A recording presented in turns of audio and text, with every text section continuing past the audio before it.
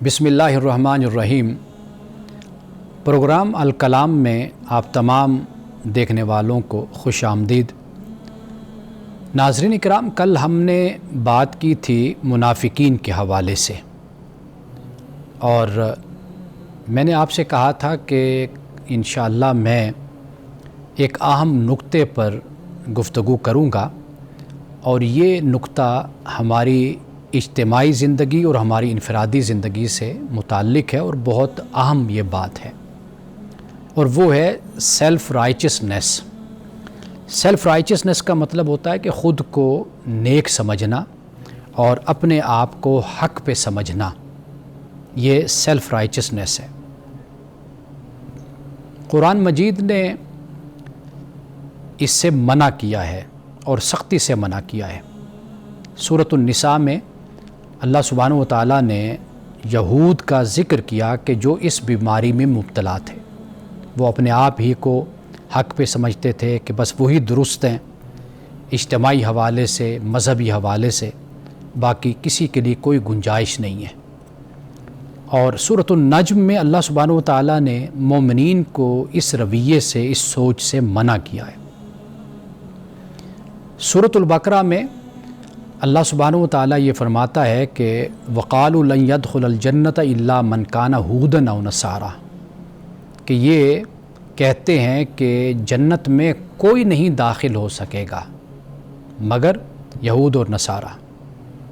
بس یہ دو ہیں کہ جو جنت میں داخل ہوں گے۔ تِلْكَ أَمَانِيُّهُمْ، قرآن کہتا ہے یہ ان کی جھوٹی خواہشیں ہیں۔ قُلْ هَاتُوا بُرْهَانَكُمْ إِن كُنتُمْ صَادِقِينَ، تو اے نبی صلی اللہ علیہ وسلم آپ ان سے کہیے کہ لاؤ پھر برہان، دلائل، اگر تم سچے ہو تو یعنی اللہ نے اس بات سے منع کیا ہے کہ ہم اپنے آپ کو جنت کے حوالے سے یا کسی کو جہنم کے حوالے سے ہم منسوب کریں، یا اس کی نشاندہی کریں، یا اس کو جہنمی کہیں، یا کسی کو اپنی طرف سے خود جنت کا سرٹیفکیٹ دیں۔ یہ ہے سیلف رائچسنس۔ یہ جس طرح یہود کو، نصارہ کو عمل سے بالکل بیگانہ کر دیا، بیزار کر دیا، دور کر دیا، اور ایک اپنی طرف سے خود فریبی، فضیلت کی، برتری کی، تفاخر کی ان کے اندر پیدا ہوئی، جس کی وجہ سے وہ دنیا میں اعلیٰ مقام حاصل کرنے میں اور دنیا میں جو سیادت اور قیادت اللہ نے ان کو دی تھی، اس سے آخر کار وہ محروم کر دیے گئے۔ اب قرآن مجید میں دو مقام ہے، وہ میں آپ کے سامنے رکھتا ہوں۔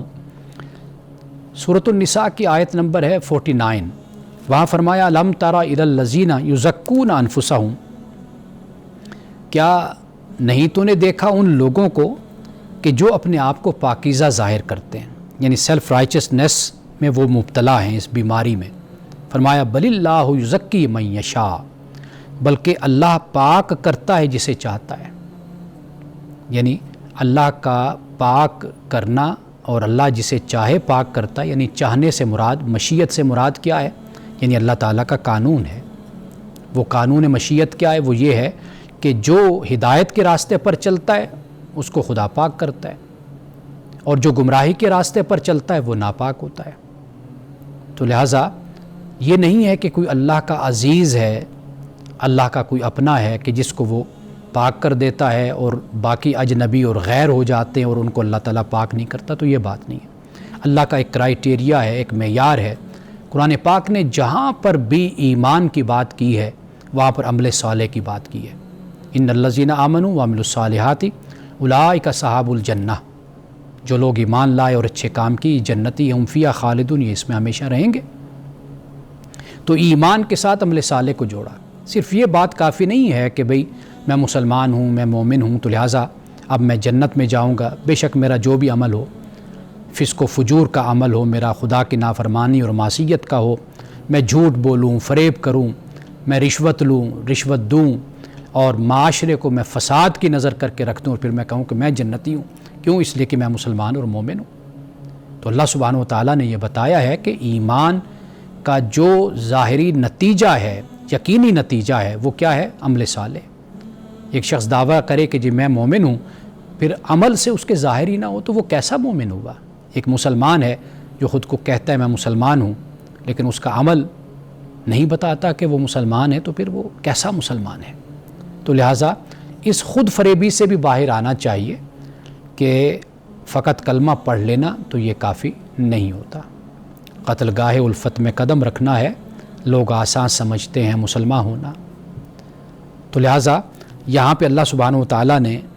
اس قوم کا، اس گروہ کا ذکر کیا کہ جسے معلوم ہوتا ہے کہ یہ یہود تھے اس وقت کے،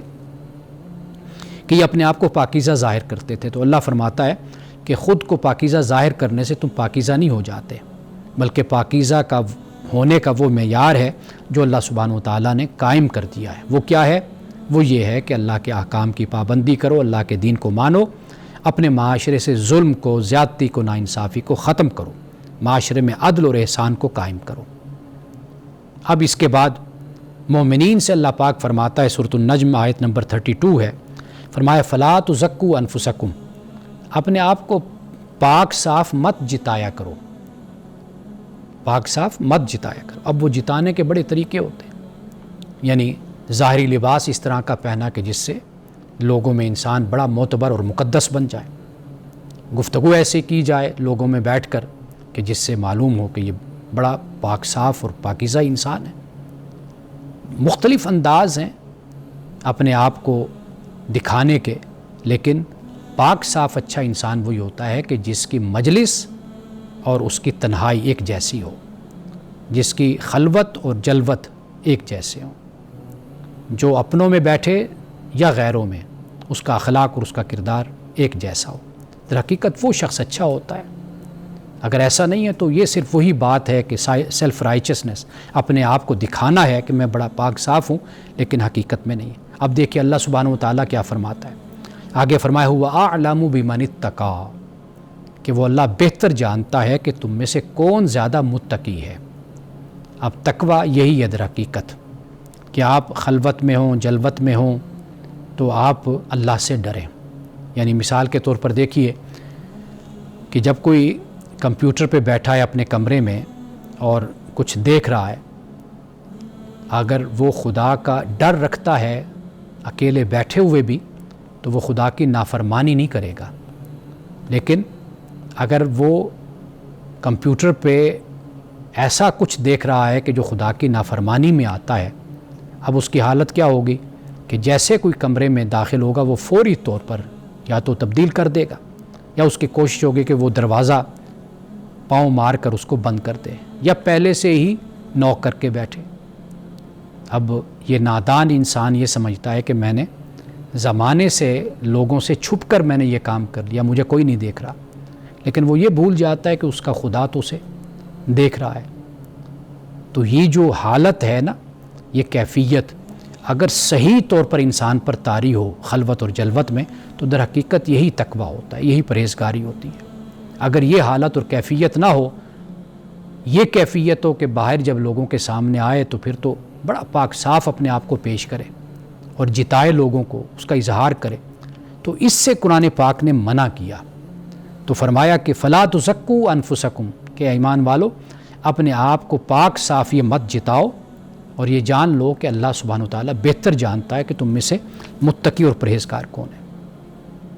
اب یہ جو اپنے آپ کو پاک اور صاف جتانا اور شو کرانا، یہ جو سیلف رائچسنس جس کو میں کہہ رہا ہوں، اب اس کی کیا وجوہات ہو سکتی ہیں اور یہ کیا بیماریاں جنم دیتی ہیں؟ یعنی مثال کے طور پر خود پرستی کی یہ علامت ہے، یعنی انسان جب اپنی پرستش میں مبتلا ہو جاتا ہے، افرائیت من اتخذ الہہ ہواہ، کیا تو نے دیکھا اس شخص کو؟ قرآن کہتا ہے کہ جس نے اپنی خواہش کو اپنا معبود بنا لیا، اپنے آپ کو معبود بنا لیا، اپنی پرستش میں مبتلا ہو گیا، تو وہ پھر کیا کرتا ہے؟ وہ اس بیماری میں مبتلا ہو جاتا ہے کہ جسے سیلف رائچسنس کہتے ہیں، اور پھر تکبر، غرور کی بھی یہ پیداوار ہے۔ اللہ پاک ان تمام بیماریوں سے ہمیں محفوظ رکھے۔ اور پھر یہ جو سائیکولوجیکل گریٹیفیکیشن جس کو کہا جاتا ہے، نفسیاتی تسکین اس سے ہوتی ہے کہ اپنے آپ کو بڑا ظاہر کر کے اطمینان ہوتا ہے کہ میں نے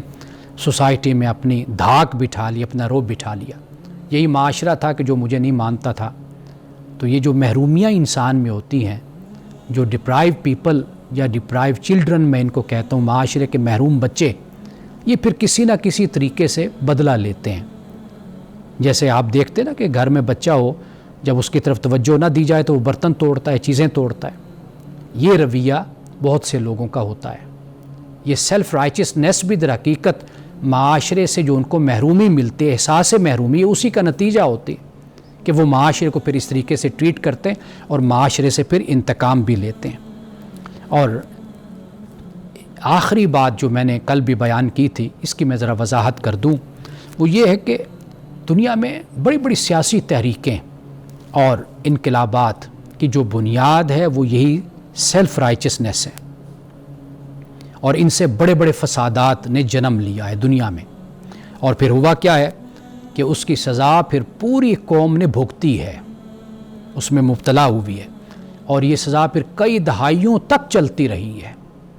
صرف ایک شخص کی جسے سیلف رائچسنیس کا احساس جو اس کے اندر ہوتا ہے، اور جو اس کے گروہ کے اندر، اس کی جماعت کے اندر، فرقے کے اندر، یعنی اگر آپ فرقوں کا بھی مطالعہ کر کے دیکھیے، اسلامی تاریخ کو ہی پڑھ کر دیکھ لیجئے، وہاں پر بھی آپ کو یہی چیز ملے گی۔ یعنی معتزلہ ہیں، اشاعرہ ہیں، ماتریدیہ ہیں، اس کے علاوہ دیگر ہیں، وہاں پر کیا صورتحال آپ کو نظر آتی ہے؟ وہ یہی ہے کہ میں حق پہ ہوں، میں سچ پہ ہوں، تو لہٰذا میں اپنے فریق مخالف کے ساتھ زیادتی بھی کر رہا ہوں تو میں ٹھیک کر رہا ہوں، کیونکہ وہ اس کے حقدار ہیں، اور چونکہ میں حق پر ہوں تو لہٰذا میں ان کے ساتھ ہر طرح کی زیادتی کر سکتا ہوں۔ خلق قرآن کا مسئلہ پیدا ہوا، اور اس کے علاوہ دیگر مسائل پیدا ہوئے۔ بڑے بڑے ائمہ کے ساتھ کیا سلوک کیا گیا؟ وہ اسی بنیاد پر ہی سلوک کیا گیا کہ یہی بیماری اس وقت کے گروہوں میں اور جماعتوں میں پیدا ہو گئی تھی۔ ناظرین کرام، اس سے آگے ہم بات کرتے ہیں ایک وقفے کے بعد۔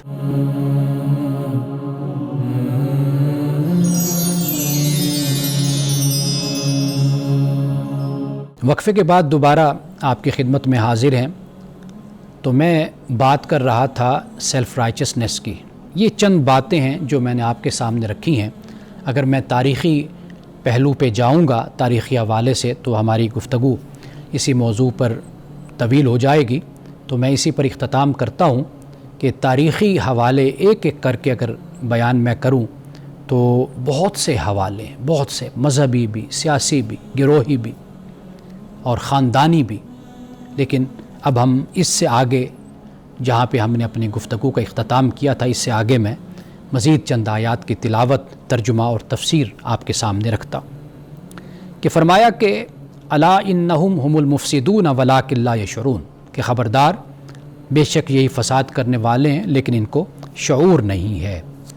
اب کیا کہتے ہیں؟ وَإِذَا قِيلَ لَهُمْ آمِنُوا كَمَا آمَنَ النَّاسُ،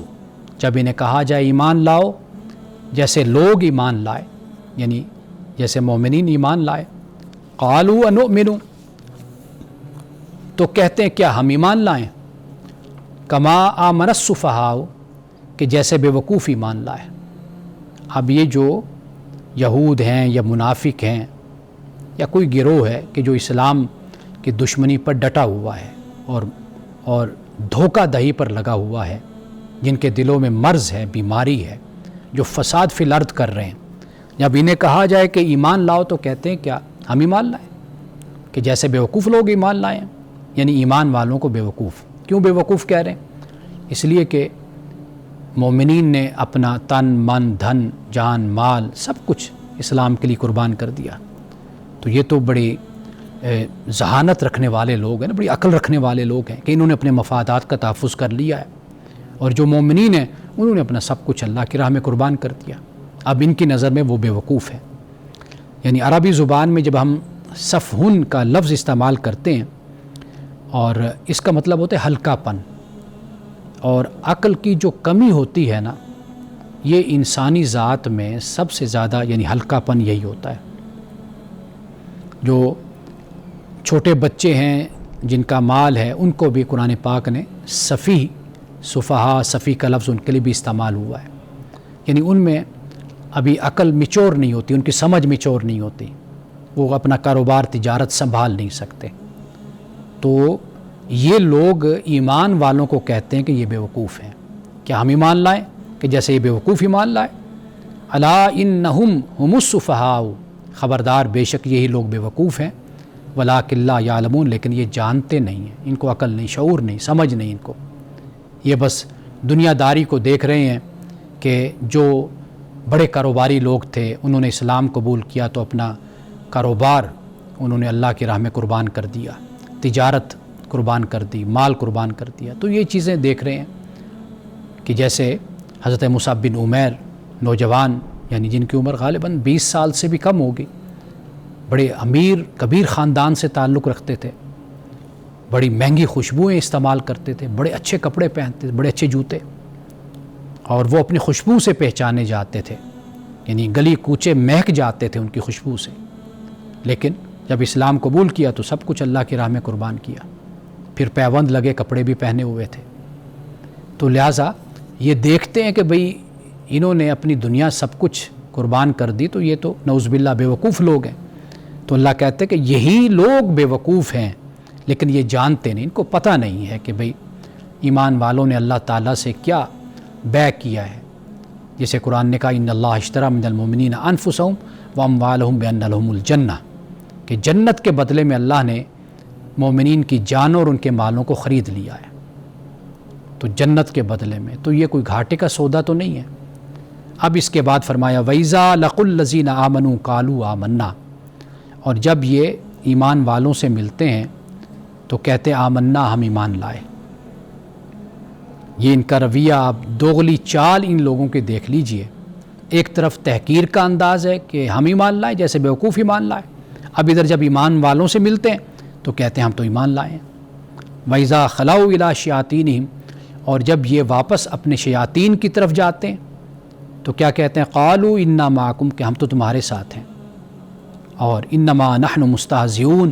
اس میں کوئی شک نہیں کہ ہم تو ٹھٹھا مذاق کرتے ہیں، مسلمانوں کے ساتھ استہزاء کرتے ہیں۔ اب یہاں پر یہ دیکھ لیجئے ایک دو الفاظ ہیں جن کی وضاحت ضروری ہے۔ ایک تو شیاطین یعنی شیطان کی یہ جمع ہے، شاطنہ سے اس کا مطلب ہوتا ہے دور ہوا، یعنی شیطان کا مطلب ہوا کہ وہ جو دور ہو گیا، کس سے؟ اللہ کی رحمت سے دور ہو گیا۔ اور اگر اس کا مطلب شاطہ سے ہو، شاطہ یشیط ہو، پھر اس کا مطلب ہوتا ہے کہ غضب میں جل گیا، شیطان حسد کی آگ میں جل گیا کہ حضرت آدم کو اس نے سجدہ نہیں کیا، سب نے سجدہ کیا، سب فرشتوں نے، لیکن ابلیس نے سجدہ نہیں کیا۔ اور یہ جو غضب ہوتا ہے یعنی جو غصے میں جل جاتا ہے اور جس میں بہت زیادہ غصہ ہوتا ہے، اس کو بھی شیطان کہتے ہیں۔ جلد باز انسان ہوتا ہے، یعنی جن و انس دونوں میں شیطان ہے، تندخو، جلد باز اور مشتعل مزاج رکھنے والا، شریر، یہ یعنی شیطان اسی کو کہتے ہیں۔ دو مطلب میں نے آپ کے سامنے رکھ دیے، رحمت سے دور یا غصے میں جل جانے والا۔ تو یہاں پر جب شیاطین کا لفظ استعمال ہوا تو گویا کہ یہ اپنے شیاطین کی طرف جاتے ہیں، ان سے جب ملتے ہیں،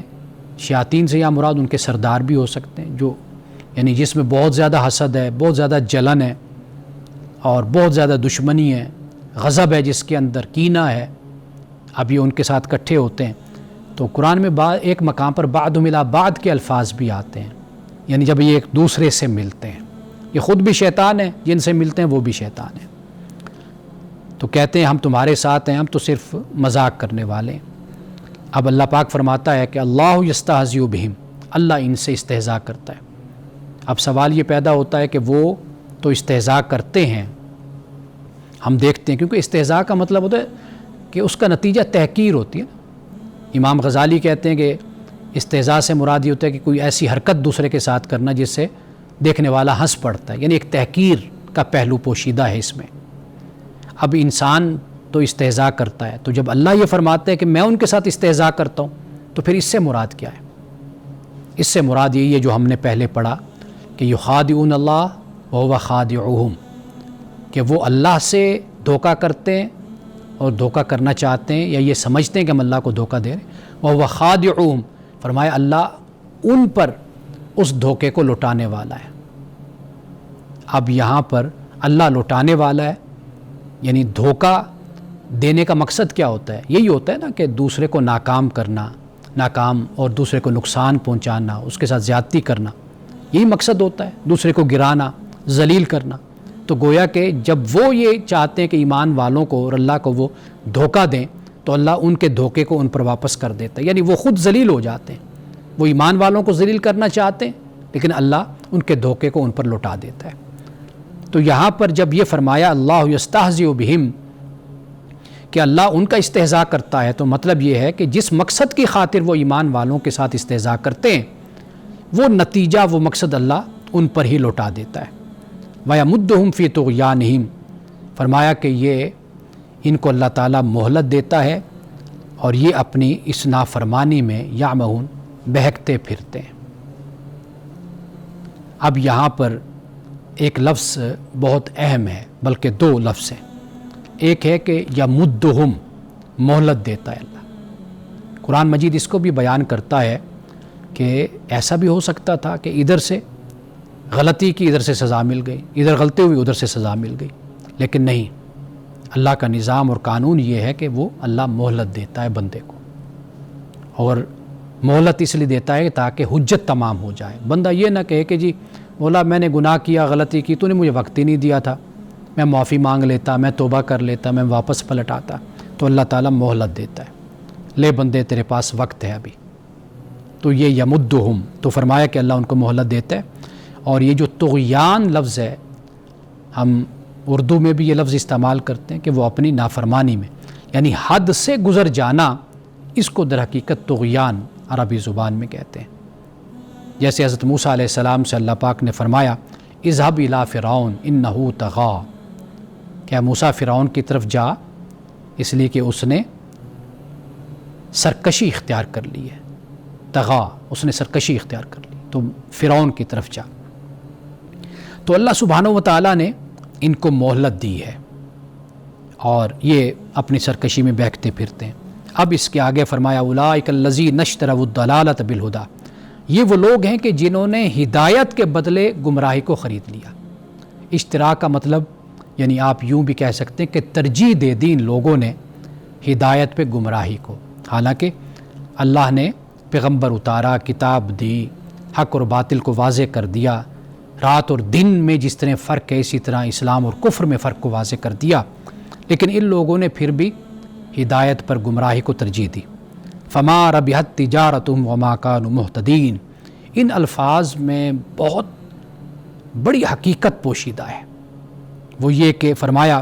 کہ ان کی تجارت نے فائدہ نہیں دیا، ان کو تجارت نے ان کو فائدہ نہیں دیا، یعنی یہ دنیاوی منفعت میں بھی ناکام ہوئے، وہ بھی آخر ان کی نافرمانی، سرکشی اور ان کی بدکاری، گناہ اور جو کچھ بھی انہوں نے کیا خدا کے دین کے خلاف، اس سے انہوں نے اپنی دنیا کو بھی تباہ کر لیا۔ وما کانوا مہتدین، اور نہ یہ ہدایت پر رہے، نہ ان کو ہدایت نصیب ہوئی، نہ ہدایت پر یہ چلے، تو یعنی دنیا تو اس طرح برباد ہو گئی اور ہدایت بھی نصیب نہ ہوئی، آخرت بھی برباد ہو گئی۔ تو لہٰذا یہ وہ لوگ ہیں کہ جنہوں نے اپنی دنیا کو بھی تباہ کر لیا اور اپنی آخرت کو بھی تباہ کر لیا۔ لیکن ہم دیکھتے ہیں کہ جیسے جیسے اسلام کو غلبہ ہوا، اسلام پھیلتا چلا گیا، مسلمانوں کی دنیا کہاں سے کہاں مسلمان پہنچ گئے، فتوحات میں اور دولت کی کثرت میں، وسعت میں، وہ بھی ہو گیا، اور پھر خدا کی طرف سے آخرت کی عنایت اور آخرت کی نعمتیں بھی ان کو عطا کر دی گئی۔ تو یہ لوگ جو اسلام کی دشمنی میں تھے یہ ناکام ہو گئے۔ اب ناظرین کرام، اس سے آگے جو آیات آ رہی ہیں ان میں انہی میں سے جو ایک دو گروہ ہیں ان کی جو حالت ہے اس کو قرآن پاک نے یہاں پر بیان کیا ہے۔ تو انشاءاللہ یہ جو اگلی 2-3 آیات ہیں ان کا بیان ہم کل کریں گے۔ انہی الفاظ کے ساتھ ہم وقفہ کرتے ہیں، وقفے کے بعد آپ کے سوالات کے جوابات میں عرض کروں گا۔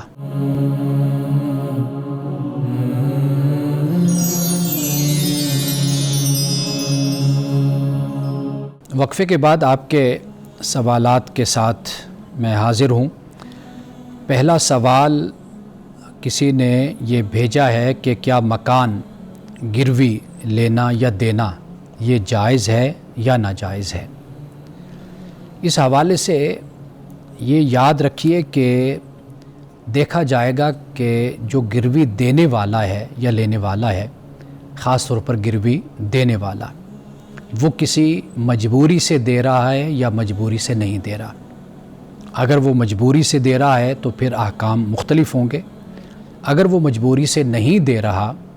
تو پھر اس کا جو حکم ہوگا وہ مختلف ہوگا۔ یعنی اگر ایک شخص مجبوری سے دے رہا ہے، مثال کے طور پر اس کو پیسوں کی ضرورت ہے، اس کا 1 کروڑ کا مکان ہے، 2 کروڑ کا، اور وہ اس کو 20 لاکھ 10 لاکھ 15 لاکھ کی ضرورت ہے، وہ مجبوری میں چاہتا ہے کہ یہ میرا مکان کوئی رکھ لے اور اس کے بدلے عوض میں مجھے کچھ رقم دے دے تاکہ میں اپنی اس مجبوری کو حل کر سکوں، تو یہ مجبوری کی حالت بن جاتی ہے۔ اس میں صورت یہ بنتی ہے کہ وہ جو مکان ہے وہ بطور ضمانت کے اس شخص کے پاس ہے جس نے جو پیسے 10-15 لاکھ روپیہ دیا ہے، وہ اس کو استعمال بھی نہیں کر سکتا۔ اگر وہ اس کو استعمال کرتا ہے تو پھر وہ اس کا کرایہ دے گا، کرایہ بھی وہی کہ جو مارکیٹ کے مطابق ہے۔ یہ ہے مجبوری کی حالت میں۔ اب آج کل جو نئی صورت ہمارے سامنے آتی ہے وہ یہ ہوتی ہے کہ مکان ایک شخص اس لیے گروی دینا چاہتا ہے کہ اس کا یہ ہوتا ہے کہ بھئی مجھے جو پیسے آئیں گے میں اس سے کاروبار کروں گا۔ اب اس کے جو احکام ہیں یا اس کا جو حکم ہے وہ مختلف ہو جاتا ہے۔ تو اب اس مکان جو اس نے گروی دیا ہے، اب اس کی کیا حالت ہوگی؟ پہلے تو صورت مجبوری کی تھی، اب اس کے بارے میں علماء کا کہنا یہ ہے کہ جو گروی دے رہا ہے اس نے پیسے لے کر اپنا کاروبار کیا، وہ اس میں ماشاءاللہ کما رہا ہے، اور جو مکان جس کے پاس ہے اگر وہ اس کو استعمال کرنا چاہتا ہے تو وہ کر سکتا ہے، وہ اس کے لیے جائز ہے، یا وہ آگے دے کر اس گروی مکان کو رقم کمانا چاہتا ہے یا کرائے پہ دینا چاہتا ہے تو وہ دے سکتا ہے۔ یعنی یہ حالت کو دیکھا جائے گا، یعنی مجبوری کی حالت ہے یا نہیں ہے۔ مجبوری میں ہو تو پھر وہی معاملہ ہے کہ وہ استعمال نہیں کر سکتا، نہ کرائے پہ دے سکتا ہے، نہ خود رہ سکتا ہے۔ اگر رہے گا اب اس کی حالت بدل جائے گی، اب وہ گروی مکان نہیں رہے گا، وہ اب کرائے کی صورت اس کی بن جائے گی، اور کرایہ جس نے گروی مکان دیا ہے وہ اب جو اس کے پاس پیسے ہوں گے وہ اس میں سے مارکیٹ کے مطابق کرایہ کاٹ سکتا ہے، لے سکتا ہے، اور اگر وہ رقم کچھ سالوں کے بعد واپس کرے گا تو وہ کرائے کو منہا کر کے اگر کوئی بچے گا پیسہ تو وہ اس کو واپس کرے گا۔ یہ مجبوری کی صورت ہے۔ اگر مجبوری کی صورت نہیں ہے، آپس میں دونوں معاہدہ کر لیتے ہیں، گروی دینے والا گروی لینے والا، اور وہ دونوں خوشحالی سے، یعنی ایک کاروبار کرتا ہے، دوسرے طریقے سے مکان کو استعمال کرتا ہے، تو وہ جائز ہے، وہ اس کو استعمال کر سکتے ہیں۔ اس کے علاوہ ایک اور سوال ہے کہ قسطوں کے حوالے سے، کہ یہ جو ہم کاروبار کرتے ہیں، موٹر سائیکل اور ٹی وی وغیرہ اس طرح کی چیزیں دیتے ہیں، تو یہاں پہ یہ بات یاد رکھیے کہ اگر پیسے کا کاروبار ہوگا تو وہ واضح بات ہے کہ پیسے استعمال ہو جاتے ہیں، خرچ ہو جاتے ہیں، ختم ہو جاتے ہیں، یا کوئی آٹا ہے جیسے، یا کوئی چینی ہے، کوئی چیز کھانے کی چیز ہے، وہ استعمال ہو گئی، ختم ہو گئی۔ لیکن اگر موٹر سائیکل ہے، کوئی چیز ہے، وہ تو ختم نہیں ہوتی نا، وہ تو استعمال ہوتی رہتی ہے، تو لہٰذا اس کے بدلے میں جو دیا جائے گا تو اس کو کرایہ خیال کیا جائے گا۔ تو اس لحاظ سے یہ کہا جاتا ہے کہ یہ قسطوں پر چیزیں دینا یا لینا یہ جائز ہے۔ ہاں ایک مسئلہ ہے، وہ یہ ہے کہ جب تاخیر ہو جاتی ہے ادائیگی میں تو اس پر پھر کہا جاتا ہے کہ بھئی آپ اتنی رقم جرمانے کے طور پر دیں گے۔ یہ بعض علماء کے نزدیک، بلکہ اکثر کے نزدیک تو یہی رائے ہے کہ بھئی وہ سود میں جرمانہ شمار ہوگا، تو وہ جرمانہ نہیں لے سکتا۔ لیکن بات کا کہنا یہ بھی ہے کہ وہ جو جرمانہ ہے وہ در حقیقت اس پر ہے جو وہ لیٹ کر رہا ہے، تاخیر کر رہا ہے۔ یعنی جیسے ہم کوئی جرمانہ ادا کرتے ہیں مختلف معاملات میں، چالان ہو جاتا ہے، ہم اس کا جرمانہ ادا کرتے ہیں، یا اسی طرح بہت سے معاملات میں ایک خاص رقم بطور سزا کے، پنشمنٹ کے ہم ادا کرتے ہیں، تو لہٰذا اس معاملے میں بھی اگر ایک سزا کے طور پر رقم لی جاتی ہے تو اس پر بھی کوئی ممانعت نہیں ہے، یہ کوئی ناجائز نہیں، یہ بھی ایک رائے ہمارے سامنے آتی ہے۔ لیکن بہرحال قسطوں پر چیز دی جا سکتی، اس کا کاروبار کیا جا سکتا ہے، کیونکہ یہ بیع بھی ہے، اس میں قیمت کا تعین بھی ہے، اور مدت بھی اس کے اندر بیان کر دی جاتی ہے۔ اور پھر یہ ہے کہ آپ جب چیز خریدتے ہیں تو اس کی قیمت کم ہوتی ہے، لیکن جب آپ قسطوں پر کوئی چیز لیتے ہیں تو اس کی قیمت بیچنے والے، خریدنے والے، قسط پر دینے والے، قسط پر لینے والے، دونوں کے آپس کے ایجاب و قبول سے، رضامندی سے ایک معاہدہ دونوں کے درمیان طے پاتا ہے۔ تو لہٰذا یہ ایک جائز معاہدہ ہوتا ہے اور یہ کاروبار کیا جا سکتا ہے۔ وقفے کے بعد مزید آپ کے سوالات پر ہم گفتگو کرتے ہیں۔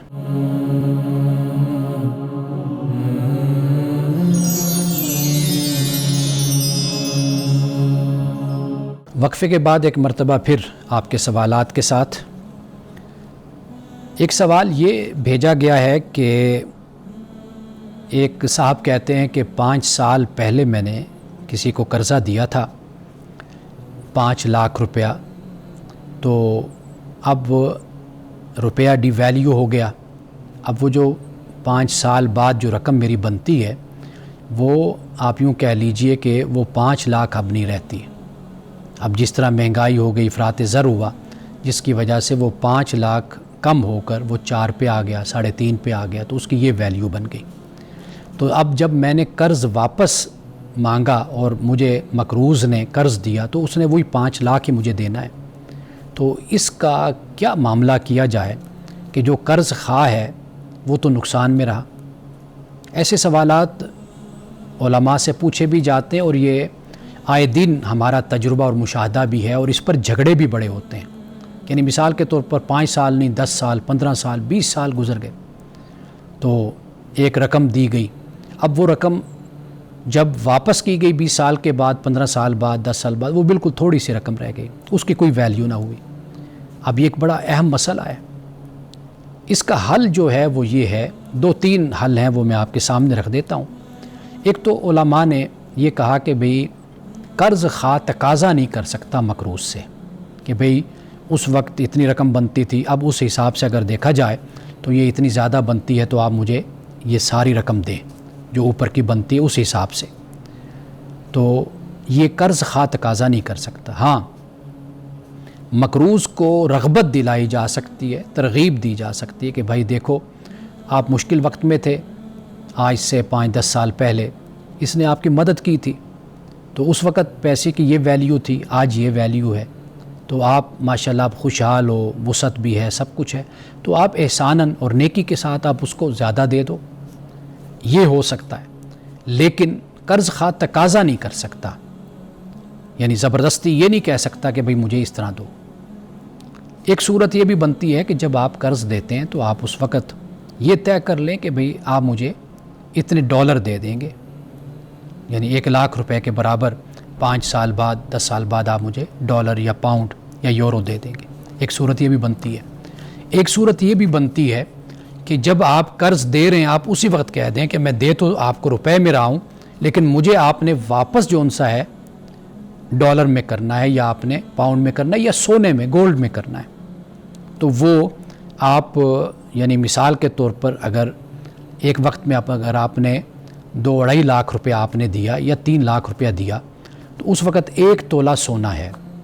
تو آپ 10 سال گزر جائیں، 20 سال گزر جائیں، 15 گزر جائیں، آپ یہ معاہدہ کر لیں کہ یہ میں دے تو آپ کو اس طرح رہا ہوں، لیکن اس وقت جو سونا بنتا ہے وہ اتنے روپے میں بن رہا ہے، تو لہٰذا آپ مجھے 10-20 سال بعد جب بھی آپ مجھے دیں گے تو آپ مجھے سونے کے حساب سے، یعنی 1 تولہ سونا آپ نے مجھے دے دینا ہے، کیونکہ اس وقت ان پیسوں کی جو اماؤنٹ ہے یہ مساوی ہے 1 تولہ سونے کے۔ ہاں، جب اس وقت سب کچھ واضح کر دیا جائے نا تو پھر یہ تو جائز ہو جاتا ہے، لیکن اگر آپ اس وقت واضح نہیں کرتے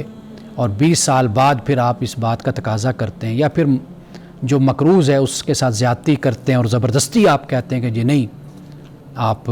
مجھے یہی دیں رقم کیونکہ اب ڈی ویلیو ہو گیا روپیہ، تو یہ غلط ہے، یہ سود میں شمار ہوگا۔ ایک سوال یہ بھی بھیجا گیا ہے کہ کہ سنی اور غیر سنی کا جو نکاح ہے، یعنی مثال کے طور پر لڑکی سنی ہے، لڑکا غیر سنی ہے، کسی اور مسلک سے تعلق رکھتا ہے، یا لڑکا سنی ہے اور لڑکی غیر سنی ہے، تو اس حوالے سے یہ انگلینڈ سے بھی ہمارے دوست ہیں، انہوں نے یہ سوال مجھ سے پوچھا تھا، تو میں یہ گزارش کروں گا کہ میرا اس حوالے سے جو نقطہ نظر ہے وہ یہ ہے کہ ایک تو ہوتا ہے کہ ہم صرف ایک فیملی میں جنم لیتے ہیں، ہم رسوم اور رواج کے ساتھ نہیں جڑے ہوتے،